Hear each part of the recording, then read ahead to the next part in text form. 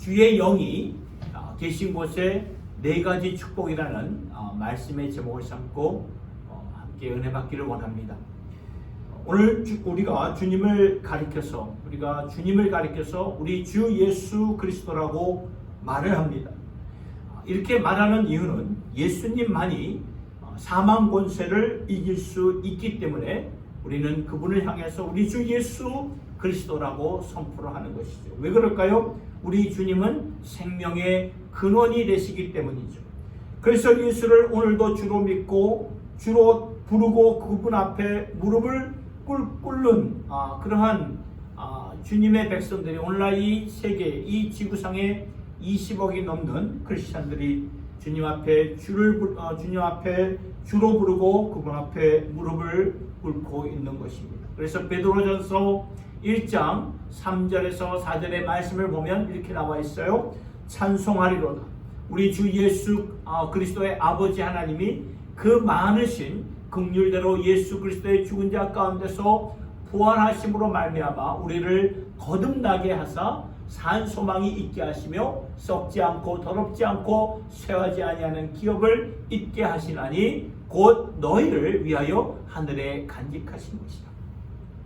사도 베드로가 나중에 부활하신 주님을 목격하면서 성경을 썼을 때에 저 말씀 3절 후반에 제가 밑줄 친 그 말씀이죠. 우리를 거듭나게 하사 산 소망이 있게 산 소망 위에 세워주셨다 했는데 이것이 무슨 말씀일까요? 예수님이 부활하신 터 위에 우리가 예수 안에서 새 생명을 받았다는 그 말씀이에요. 그래서 우리에게 썩지 않고 쇠하지 않는 하늘의 유업을 있게 하신다고 말씀하셨는데 여러분 생각해보면 세상의 모든 것은 언젠가는 사라지고 후퇴할 수밖에 없습니다. 이것은 물리학의 원칙이에요. 모든 것이 있지만 시간이 흐르면서 세월이 흐르면서 다 이렇게 후퇴하게 되는 거죠. 쇠할 때가 오는데 그때 우리가 누렸던 생명도 우리가 한때 누렸던 명예와 부와 권세도 언젠가는 지나가게 되는데요. 근데 왜 성경은 우리에게 패하지도 않고 썩지도 않고 쇠하지도 않는 유업을 있게 된 것이라고 말씀을 하는 것일까요? 예수님의 부활 때문에 그래요. 예수님이 부활의 첫 열매가 되셨기 때문에 예수를 따르는 백성들은 부활의 열매를 누릴 수밖에 없는 거예요. 그래서 성경은 패하지도 않고 쇠하지도 않는 유업을, 하늘의 유업을 얻게 된다고 말씀하시는 것이고, 또한 우리의 신앙 고백은 어디에 토대 위에 세워졌다? 예수 그리스도의 부활 사건 토대 위에 세워진 것을 여러분 믿으시기를 바랍니다. 오늘 본문의 말씀도 잘 보면 부활의 예수를 믿는 자들에게 주시는 말씀이에요. 그래서 오늘 본문 고린도후서 3장 11절, 우리가 지난주의 말씀이죠. 고린도후서 3장 11절의 말씀을 보니까 없어질 것도 영광으로 말미암았은즉, 그렇죠? 그 구언약을 가리키는 거죠. 그러나 길이 있을 것은 더욱 영광 가운데 있느니라, 새 언약을 말하는 거예요. 우리가 지난 주일에 보았지만 하나님의 구언약과 새 언약을 예수 그리스도 안에서 이루어진 것을 우리에게 설명해 주시면서 구언약은 새 언약이 올 때 지나가는 것이고 없어지는 것이지만 새 언약은 영원한 것이고, 또한 그 새 언약은 영원한 것이라고 11절을 오늘 본문의 말씀을 통해서 이렇게 말씀해 주시는데, 저렇게 말씀하신 의미는 부활에 근거한 말씀이기 때문에 그래요. 따라서 영원한 하나님의 새 언약의 영광과 예수 그리스도의 부활은 밀접한 관계가 있는 것이고요. 더 나아가 저 11절의 말씀에서 말씀하시는 예수님의 부활을 근거로 영원해진 그 영광이 이제 예수를 믿는 주의 백성들에게 축복으로 주어지게 되는데, 어떠한 축복이 주어지는가를 설명해 주는 말씀이 오늘 본문의 말씀이라는 거죠. 12절부터 18절까지의 말씀에서 보여진다는 것입니다. 첫 번째, 주의 영이 계신 곳에 네 가지 축복의 첫 번째는 소망이라는 것입니다. 소망. 12절을 보니까 오늘 12절 우리가 이 같은 소망이 있으므로 담대히 말한다. 여러분 성경이 말하는 소망은 영원한 것입니다. 그래서 여기서 주시는 말씀은 예수님의 부활로 말미암아 우리에게 주시는 확고한 메시지는 소망이 여기에 있다는 것을 말씀해 주는 거죠. 오늘날 우리의 이렇게 부모님들 가운데 또는 성도님들 가운데 병상에 누워 계시면서 마지막 때를 기다리는 분들이 있어요. 저도 이렇게 사역하면서 마지막 때에 그 병상에 누워 계시는 분들을 많이 보았습니다. 그 상황에 있는 분들을 한번 생각해 보세요. 아까도 말씀드렸지만 이전에 누렸던 부귀 영화가 무슨 소용이 있겠습니까? 다 놓고 갈 텐데. 전에 누렸던 명예가 무슨 소용이 있겠습니까? 죽음 앞에서 아무런 소용이 없는 것이라는 거죠. 그렇기 때문에 성경이 오늘 우리에게 이것이 소망이라고 말씀하시는 것은 사망 권세를 예수님께서 부활로 완전히 박살내시고 깨트려 버리셨기 때문에 여기에 소망이 있다고 말씀하시는 것입니다. 여러분 오늘 이 세상은 테러로 덮여있어요. 우리가 미국에 살아서 잘 이렇게 피부로 느끼지 못하지만 미국을 벗어나서 제3세계에서 우리가 살다 보면 테러가 이렇게 무섭구나 라는 것을 느끼게 돼요. 최근에 프랑스에서도 테러 사건이 있었지 않았습니까? 학교 선생님이 이제 집으로 가는 길에 이렇게 참수하는 그러한 끔찍한 사건도 일어났고 성당에서 기도하는 자를 참수하고 죽이고 이런 일들이 벌어진다는 거예요. 또한 북한을 보면 언제 도발할지 모른다는 거예요. 도발하고 미사일 쏘고 이러한 상황 가운데 한반도의 안전은 언제든지 전쟁터로 쑥대밭이 될 수 있다는 거예요. 아무도 보장 못해요. 전쟁 안 난다 누가 보장하겠습니까? 보장 못해요. 또한 이 코로나 사태를 보십시오. 이 코로나 사태로 인해서 세계의 경제는 어떻습니까? 불확실하고 불규칙하고 계속 흔들리고 이러한 가운데 우리가 살고 있는 우리 이러한 상황 가운데 가장 필요한 것이 무엇일까? 이러한 상황을 뛰어넘는 소망이라는 것입니다. 견고한 소망이에요. 견고한 소망. 그래서 성경은 우리에게 이러한 소망이 있으니 영원한 영광 가운데 예수 그리스도의 죽으심과 부활하심으로 말미암아 우리가 영원한 영광 가운데 소망이 있으니 하면서 성경은 선포를 하고 있는 것입니다. 찬송가 539장의 가사처럼 이 몸의 소망 무엇인가 우리 주 예수뿐일세. 우리 주 예수밖에는 믿으리 아주 없으니 굳건한 반석이시니 그 예수 위에 내가 서리라. 빌리 그레함 목사님이 이 말씀을 가지고 언제 설교를 하셨냐면 911 그 엄청난 테러가 터졌을 때에 그때 저 찬송가의 가사를 가지고 설교를 하셨어요. 여러분 9.11 테러가 터지고 미국 전역이 어두운 그늘 밑에 사로잡혔어요. 온 국민이 어쩌면 온 세계가 바라보는 가운데 강단에서 이 몸의 소망 무엇인가 우리 주 예수 그리스도뿐일세. 이 세상에는 견고한 반석이 없다는 것을 말씀하셨어요. 미국이 그렇게 자랑하고 자부하였던 그리고 믿었던 맨하탄의 그 돌덩이 암석 가운데 세워진 그 쌍둥이 빌딩, 트윈 빌딩이 한순간에 순식간에 무너질 줄 누가 알았겠습니까? 아무도 몰랐고 그런 생각조차 할 수도 없었죠. 그때 충격에 빠진 미국인들에게 견고한 반석 대신 예수를 전하면서 온 나라를 정신 차리게 만들어 주셨다는 거죠. 이러한 영적 지도자 목사님이 계신다는 것이 얼마나 감사한 것인지 모르겠어요. 그렇습니다. 견고한 반석이신 예수님만이 우리의 소망됨을 여러분 믿으시기를 바랍니다. 다른 데 두면 다 무너져요. 다 무너집니다. 예수님만이 우리의 소망입니다. 사망 권세 이기시고 우리에게 생명을 주시고 영생을 주신 예수님, 그리고 그 예수를 우리에게 주신 그 하나님 아버지의 사랑하심 가운데 거기에 소망이 있는 것이에요. 그래서 로마서 8장 32절의 말씀을 보니까 자기 아들을 아끼지 아니하시고 우리 모든 사람을 위하여 내어주신 이가 어찌 그 아들과 함께 모든 것을 우리에게 은사로 주시지 아니하겠느냐. 그렇죠? 아들을 주신 하나님이 우리의 소망이라는 것입니다.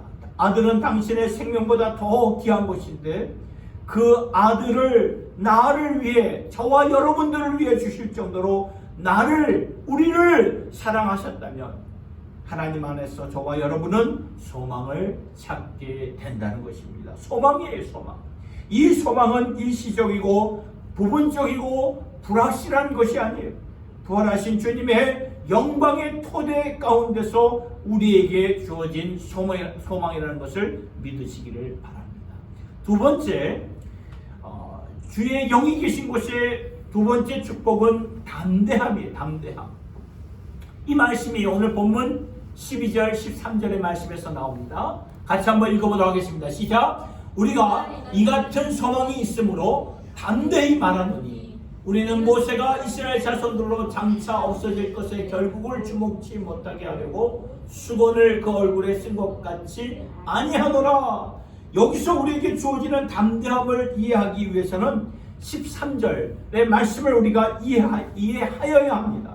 13절에 지금 고린도후서 3장 13절의 말씀은 출애굽기, 구약성경 출애굽기 34장에서 보여지는 것을 재해석해주는 말씀이 되는 거예요. 출애굽기 34장을 보면 모세가 시내산에 올라가서 하나님의 첫 번째 언약인 구언약, 거기서 계명을 받고 율법을 받죠. 구언약도 하나님의 언약이기 때문에 그것이 너무나 영광스러워서 그 영광 때문에 모세의 얼굴에 광채가 빛났던 것이고 그 광채가 빛난 모세의 얼굴을 바라보았던 백성들은 그 모세의 얼굴에 비춰진 광채 때문에 백성들의 마음속에는 두려웠던 거예요.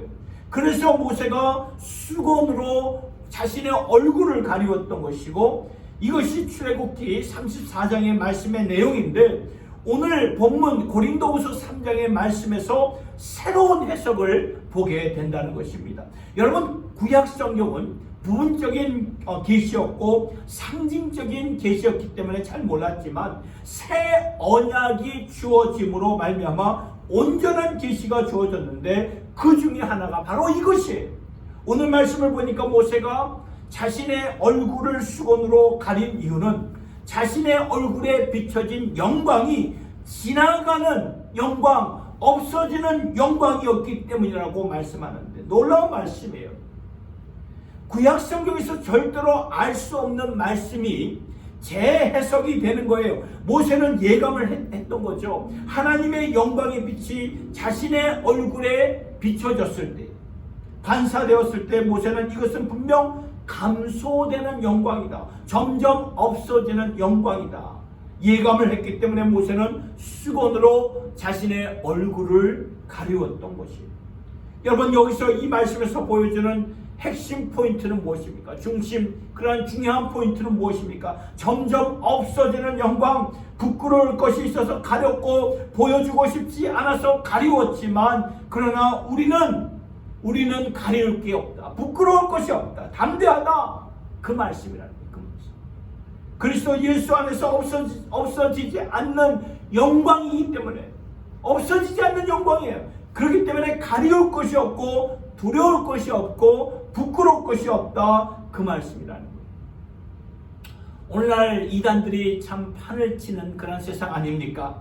이단들을 보면 거짓말을 하면서 이렇게 사람들에게 접근을 하는 거 여러분 아시죠? 이단들이 나 이단이에요, 나 뭐 이만희 그 교회에서 왔어요, 이렇게 말하고 교회에 들어오는 사람 없습니다. 나 몰몬교입니다, 이렇게 말하는 사람 아무도 없어요. 자신의 신분을 밝히면서 교회에 들어오지 않아요. 신분을 감춥니다. 신분을 감추고 교회에 들어와서 활동하다가 교회에 그 어려움이 있을 때 틈을 타서 공격을 합니다. 거짓을 증거하죠. 왜 그럴까요? 하나님의 온전한 영광을 보지 못해서 그래요. 온전한 영광을 보지 못하니까 그 마음속에 불확실한 거죠. 불안정한 거예요. 그래서 가리운 거예요. 그러나 우리는 예수를 믿는 주의 백성들은 그렇지 않아요.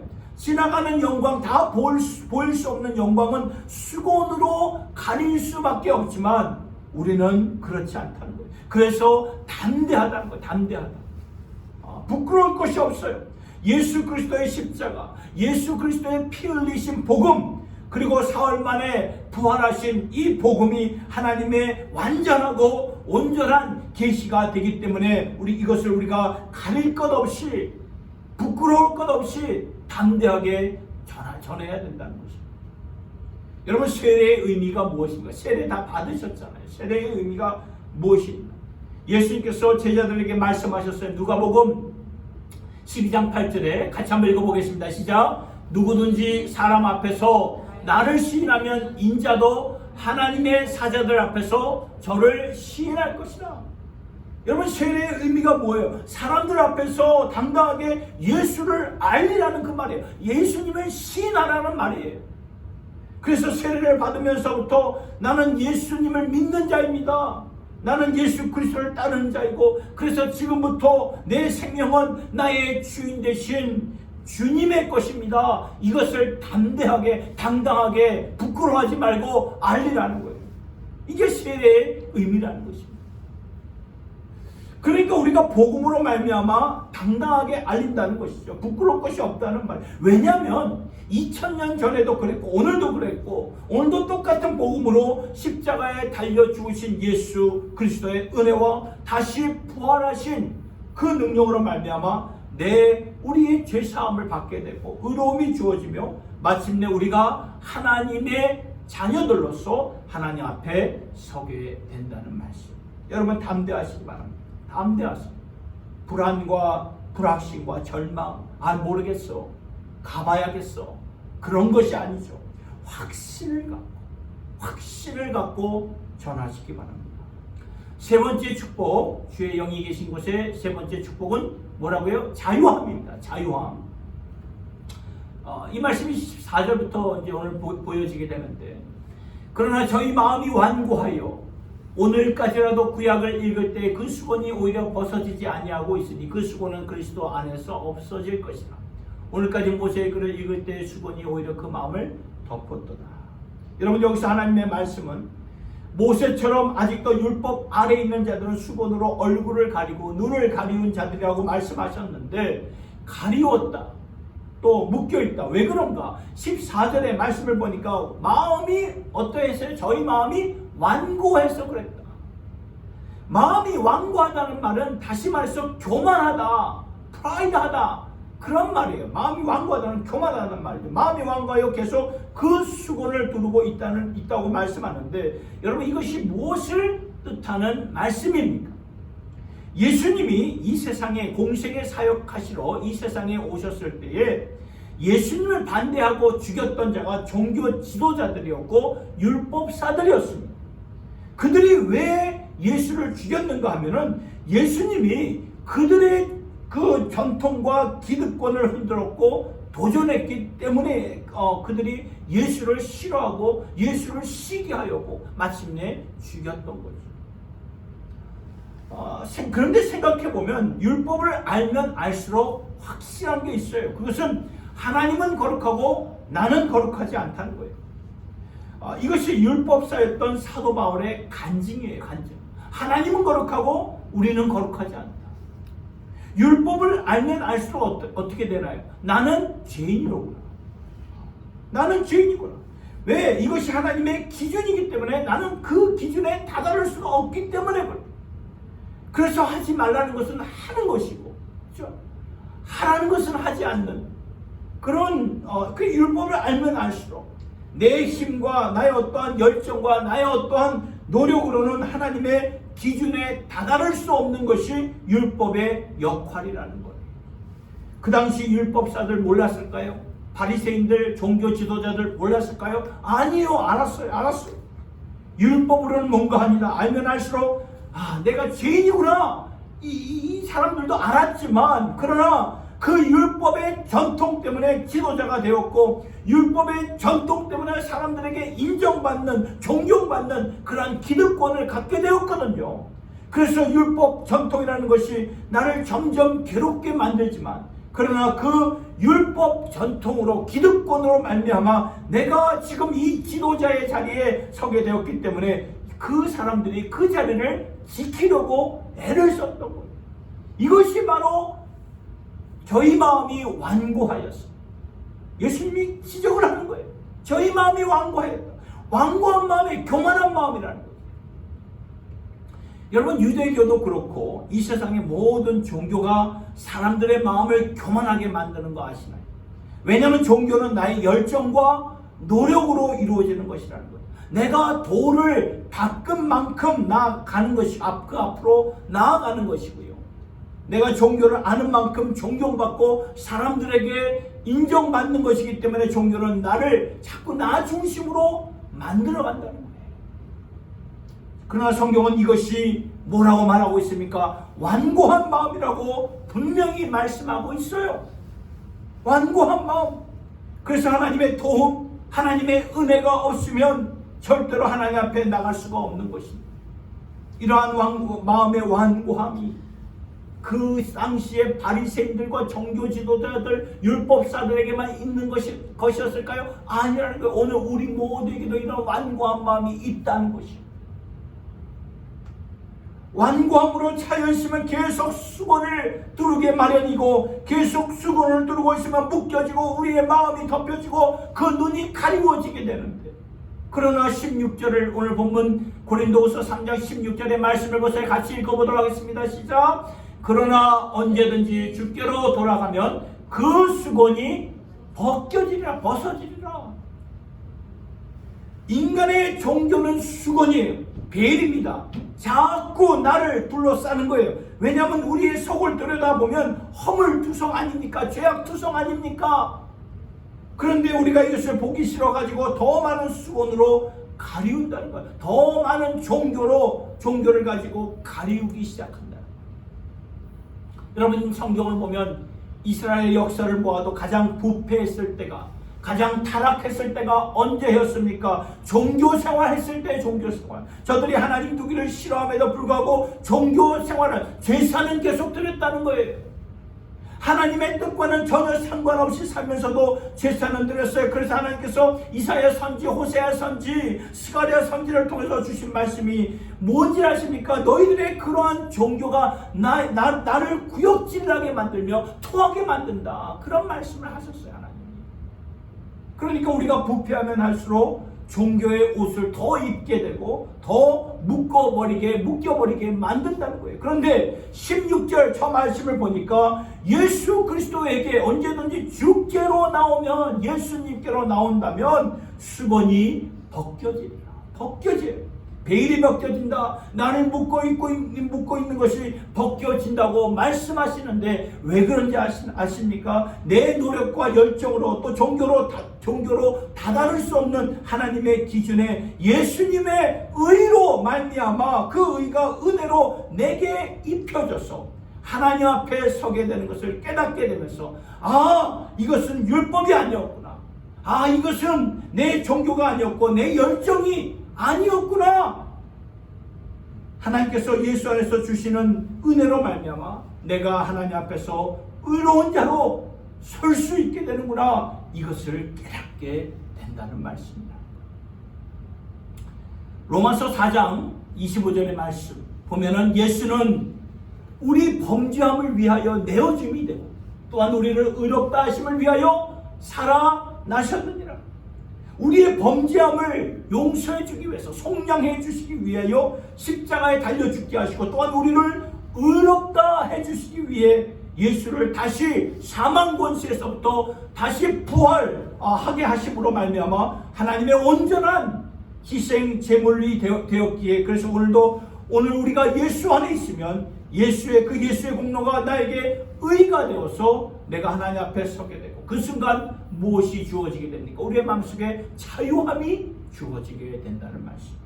그래서 17절의 말씀을 볼까요? 본문의 17절의 말씀을 보니까 주는 영이시니 주는 영이시니 주의 영이 계신 곳에는 자유가 있다. 그 말씀이 나와 있습니다. 자유가 있어요. 전에는 수건으로 가려웠고 묶여 있었기에 너무나 무거웠고 피곤했지만 주님이 마태복음 11장 28절을 통해서 뭐라고 말씀하셨습니까? 수고하고 무거운 짐진 자들아 다 내게로 오리라. 오라 내가 너희를 쉬게 하리라. 예수 안에는 묶여있는 모든 무거운 짐에서부터 우리를 풀어주신다는 것. 풀어주세요. 이 자유함이 주어진다는 거죠. 끝으로 주의 영이 계신 곳의 네 번째 축복은 무엇이냐면 변화입니다. 여러분, 예수님이 주시는 자유는 내가 방탕함으로 내 마음대로 살라고 주신 자유가 아니에요. 저와 여러분들이 자유를 받았으면 우리의 삶이 예수님을 닮아가야 되는 것이고 하나님의 형상을 더욱 닮아가라고 자유를 주신 것이라는 것 여러분 믿으시길 바랍니다. 그러니까 자유는 방탕이 아니라 거룩이고 성화예요. 여러분, 우리가 종종 세상 풍조를 가지고 하나님이 주신 자유를 내 생각대로 내 뜻대로 해석하려다 보니까 문제가 생겨요. 하나님께서 우리에게 자유를 주셨다면 그것은 반드시 성화로 이루어지게 됩니다. 그래서 오늘 우리에게 주시는 말씀은 주의 영이 계신 곳에는 뭐가 있다? 자유가 있다. 그래서 수건이 벗겨진다. 그 말씀에 주시는 18절의 말씀을 보세요. 고린도후서 3장 18절의 말씀을 보니까 이렇게 나와 있지 않습니까? 우리가 다 수건을 벗은 얼굴로 거울을 보는 것 같이 주의 영광을 보매 저와 같은 형상으로 화하여 영광이 이르니 곧 주의 영으로 말미암느니라. 여러분, 이 자유를 누리면서 예수의 형상으로 변화를 받는다는 그러한 뜻이죠. 이것이 자유의 뜻이에요. 하나님 나라에서 자유는 예수의 형상으로 변화를 받는다는 것입니다. 그래서 오늘 말씀을 보니까 우리가 예수 안에서 구원받고 의롭게 되어서 그 영광 가운데 서게 되었을 때 예수의 형상으로 변하게 된다는 말씀이죠. 그래서 로마서 8장 28절 29절의 말씀 우리 같이 한번 읽어보도록 하겠습니다. 시작. 우리가 알거니와 하나님을 사랑하는 자 곧 그 뜻대로 부르심을 입은 자들에게는 모든 것이 합력하여 선을 이루느니라. 하나님이 미리 하신 자들로 또한 그 아들의 형상을 본받게 하기 위하여 미리 정하셨으니 이는 그로 많은 형제 중에서 맏아들이 되게 하려 하심이니라. 여러분, 우리가 이 말씀 너무 잘 알잖아요. 하나님을 사랑하는 자 곧 그의 뜻대로 부르심을 입은 자들에게는 모든 것이 합력하여 선을 이루신다고 말씀하셨는데, 그렇다면 하나님의 그 선, 하나님의 그 궁극적인 선은 무엇입니까? 그것은 우리가 당신의 아들인 예수의 형상을 닮아가는 것이 하나님의 궁극적인 선이라는 거예요. 이것을 분명히 알아요. 우리가 이 신앙생활, 믿음생활, 교회생활 하면서 회의가 생기지 않아요. 여러분, 우리가 예수를 믿는다고 해서 병이 안 걸립니까? 아니잖아요. 예수를 믿는다고 해서 경제적인 어려움이 없습니까? 아니잖아요. 예수를 믿는다고 해서 사람들의 관계가 꼬이지 않나요? 아니에요. 다 꼬여요. 다 있습니다. 그러면 28절에, 오늘 저 말씀의 28절에 모든 것을 합력하여 선이 된다. 이것을 여러분 내 뜻대로, 내 생각대로, 내 유익한 대로 해석을 해버린다면 나중에 우리가 살아가면서 이 기독교에 대해서 큰 회의에 빠지게 된다. 왜냐하면 믿음 생활 우리가 잘해도 병에 걸리고 어려움에 처할 수 있거든요. 그런데 하나님이 보시기에 궁극적인 선이 나의 편함과 나의 편리가 아니라 당신의 아들 예수를 닮아가는 하나님의 성화라는 거예요. 이걸 우리가 분명히 인식하면서 살아가야 된다. 요셉의 인생을 보세요. 요셉의 하나님의 꿈과 비전을 갖고 살다가 어떻게 됩니까? 형들에게 미움을 받아가지고 애굽에 종으로 팔려가잖아요. 어디 그뿐입니까? 거기 종으로 팔려가서도 억울한 누명을 써가지고 감옥에 들어가요. 그런데 성경은 그 상황 속에서 뭐라고 요셉에 대해서만 하면 요셉이 형통하였더라. 요셉이 형통하였더라. 여러분, 이게 말이 됩니까? 가족들에게 배신을 당해서 이게 팔려가지고 거기서도 또 억울한 누명을 당해가지고 감옥에 들어가는 거. 이게 성경은 형통하다 말씀하는데 말이 안 돼요. 그런데 하나님은 분명히 형통이다. 요셉이 형통했다고 하나님이 분명히 말씀하셨어요. 왜냐하면 그 과정을 통해서 궁극적인 선을 이루어 가시기 때문에 그래요. 그래서 나중에 애국왕 바로가 요셉을 만나게 돼요. 그 과정, 팔리는 과정이 없었다면 요셉이 애굽의 왕 바로를 만날 수 있겠습니까? 아니라는 거예요. 나중에 그 모든 그 바로가 꿈을 꿨을 때 많은 그 박사와 술객들이 바로 왕이 꾼 꿈을 해석하지 못하니까 나중에 요셉이 그 꿈을 해석하잖아요. 그래서 바로가 요셉에게 자기 다음에 그 총리의 직분을 주면서 뭐라고 말합니까? 창세기 41장 38, 39절에 보세요. 바로가 그 신하들에게 이르되 이와 같이 하나님의 신에 감동한 사람 누구를 말합니까? 요셉을 말하는 거잖아요. 그 사람을 우리가 어찌 얻을 수 있으리요 하고 요셉에게 이르시되 하나님이 이 모든 것을 내게 보이셨으니 너와 같이 명철하고 지혜 있는 자가 없도다. 그렇습니다. 요셉은 하나님의 영, 하나님의 형상, 그렇죠? 하나님의 신에 감동한 사람이었어요. 그 모든 과정, 이해할 수 없는 과정 아닙니까? 우리의 생각, 우리의 계산으로 이해할 수가 없어요. 말이 안 되는 그런 과정이 아닙니까? 그 과정을 통해 하나님의 형상을 얻게 된 이것이 하나님의 궁극적인 선이라는 거 여러분 믿으시기를 바랍니다. 사랑하는 성도 여러분, 이제 말씀을 맺습니다. 내게 어려움과 아픔이 있을 때 하나님이 내 안에 영원히 남을 예수 그리스도의 형상을 이루시는구나, 이것을 믿고 살아가시기를 바랍니다. 이것을 알게 되면 우리의 인생은 역전하는 인생이 되고요. 그리고 예수님의 죽으심과 부활하심을 통해서 하나님께서 우리에게 이루시는 새 언약이 완성이 되었고 그 새 언약의 영광 가운데 우리가 누리게 되는 것이 부활의 능력, 새 언약의 영광을 누리는 것이 참된 소망이고 담대함이고 자유함이고 변화라는 것을 꼭 마음판에 새기면서 살아갈 수 있기를 예수님의 이름으로 축복합니다. 이 영광 가운데 이 한 주간도 견고하게 서며 내가 받는 것마다 어딜 가든지 담대하게 예수를 선포할 수 있는 주님의 권속들이 될 수 있기를 예수님의 이름으로 축원합니다. 기도하겠습니다. 하나님 아버지 감사합니다. 예수님의 십자가 죽으심으로 내 죄가 다 씻음 받았고 예수님의 부활로 인해서 나의 의가 완전히 세워진 것을 너무나 감사를 드립니다.